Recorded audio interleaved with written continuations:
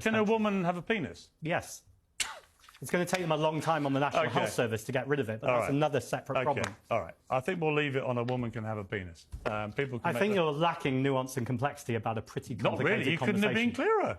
I'm clear, because actually when you want to look at the science... You were crystal clear. Ask a simple question. But you're laughing at it, which I think demeans trans people. Absolutely ridiculous. What have you got against trans people? Why are you punching down? Why are you not saying nothing against the real trans problem people? in this I've already country? told you that I think trans people... You sound like you have a huge problem with trans people. No. It sounds to me like you don't understand what a woman is, which I think is a huge problem for someone leading a party in this country. A woman is a gender. Sorry? You said, what's a woman? No, a woman is a gender. And gender female. is complicated. No. Gender is a spectrum. It's not complicated. A woman is a biological... Is gender a spectrum? Is it that binary? Do you think people are born male and female?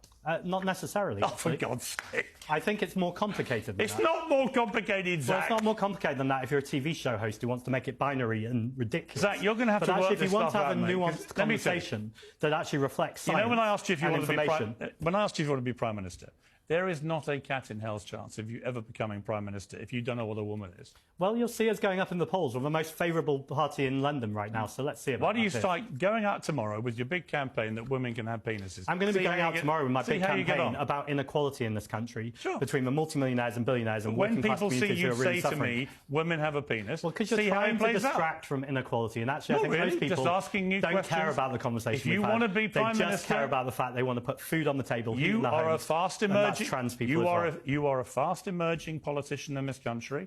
I am perfectly entitled to ask you what you believe. You're absolutely entitled. And people are entitled to see the ludicrousness of these questions rather than tackling the inequality and the fact we're not funding our National Health Service, the fact we've got schools crumbling, the fact that people are struggling to put food on the table. That's what people are worried about, not trans people. OK.